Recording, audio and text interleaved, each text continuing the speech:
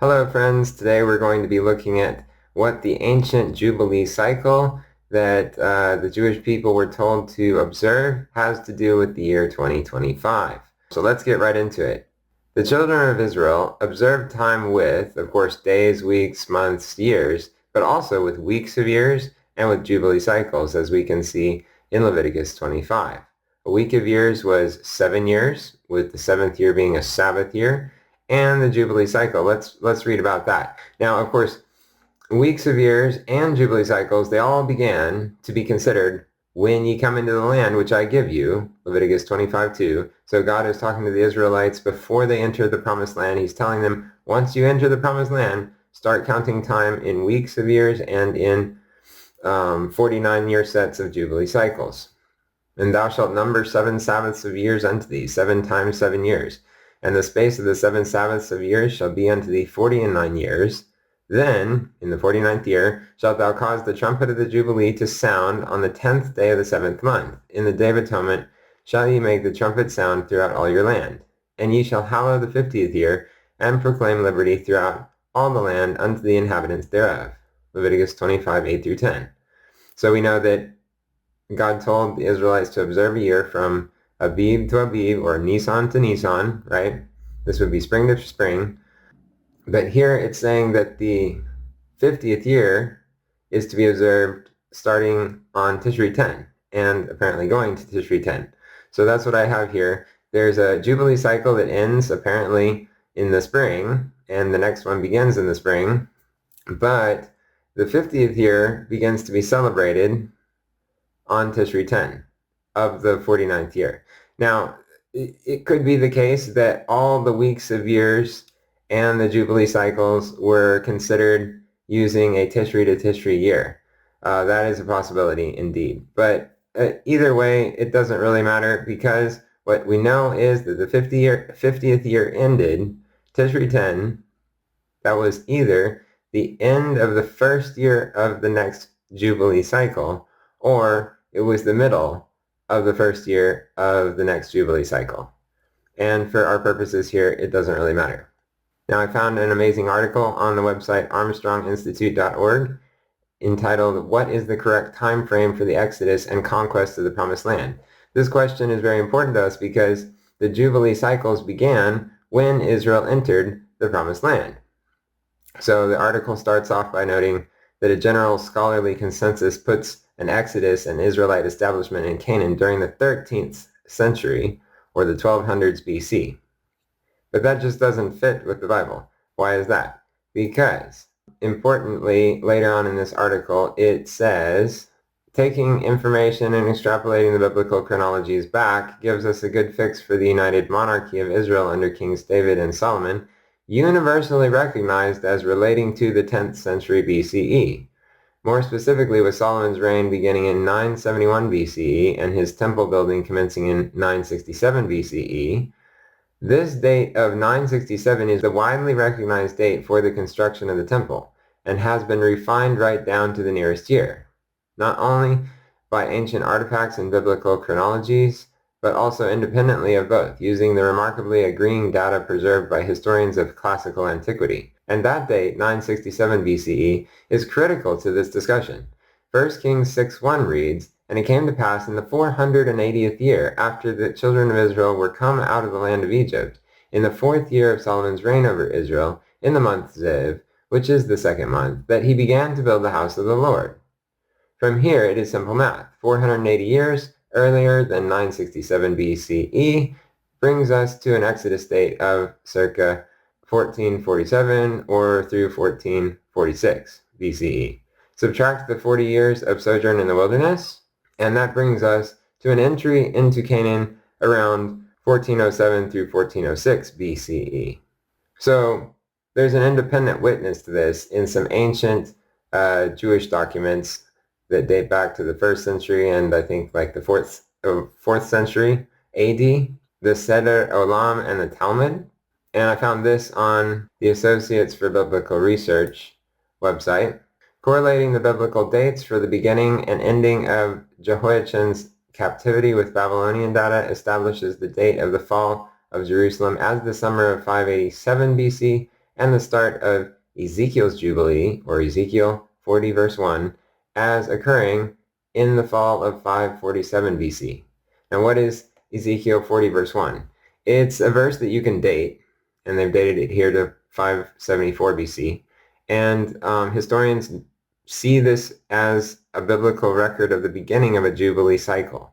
It's one of the only places in the Bible where you see recognition of the beginning of a Jubilee cycle in Ezekiel 40 verse 1.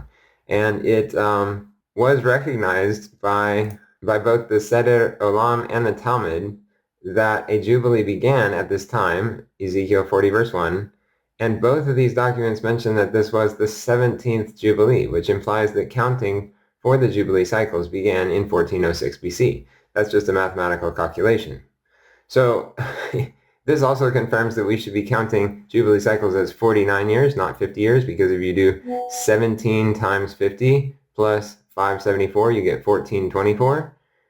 Whereas if you do 17 times 49 plus 574, you get 1407, which is one of those years.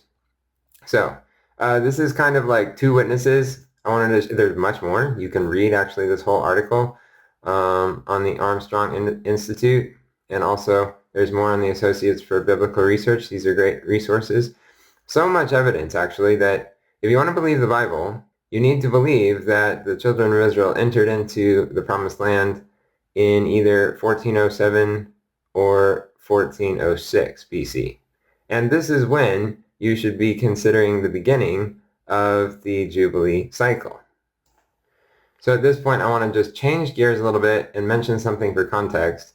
The biblical 3-4 or 4-3 division of 7 examples. What do I mean by this? Well, we see a lot of 7s in the Bible, but actually there's another facet to these 7s. Oftentimes we see that there's a divide of the 7, either split 4-3 or 3-4, especially 4-3, but sometimes 3-4.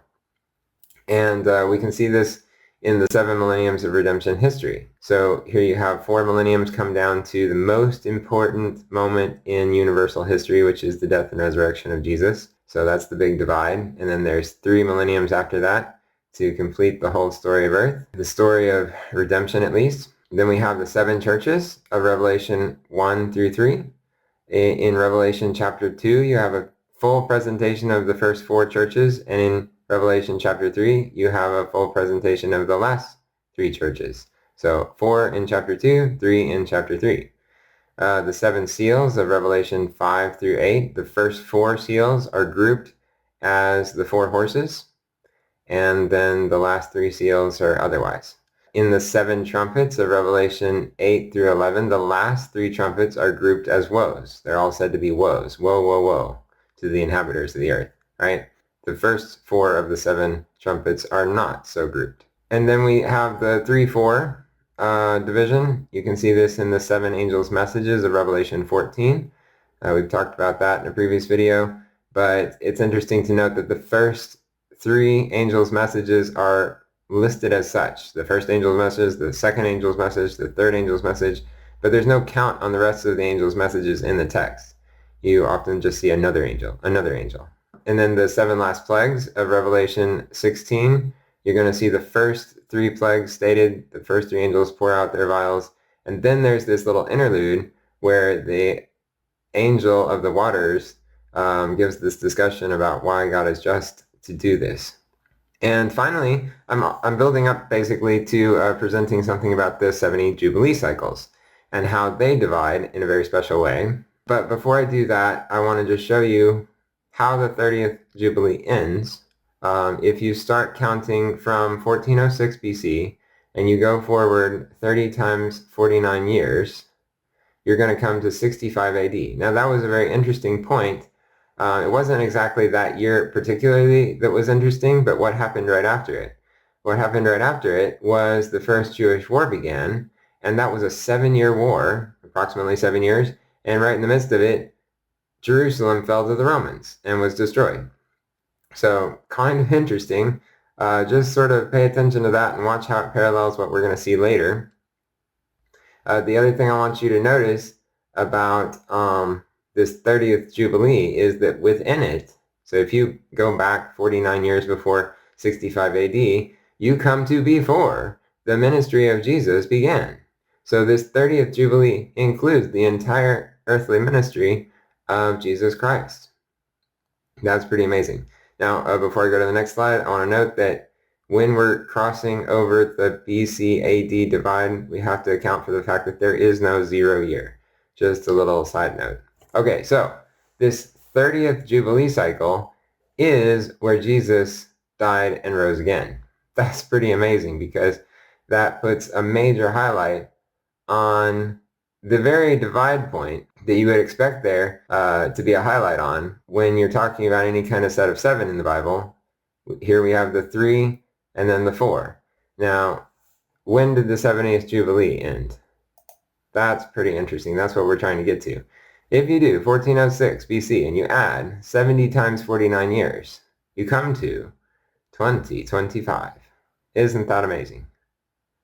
So amazing, and it would be the spring of 2025, but the 70th Jubilee celebration year would have started in the fall of 2024, and it's going to go all the way through until the fall of 2025.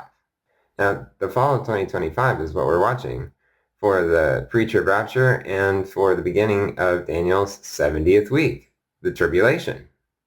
So, I mean, it's just too perfect not to be true. Immediately after the 70th Jubilee year ends, the 70th week of Daniel 9:27, the tribulation will begin, all while the state of Israel is 77 years old. That's just amazing. That's so special.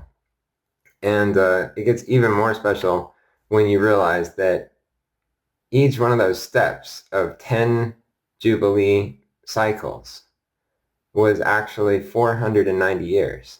In other words, 70 weeks.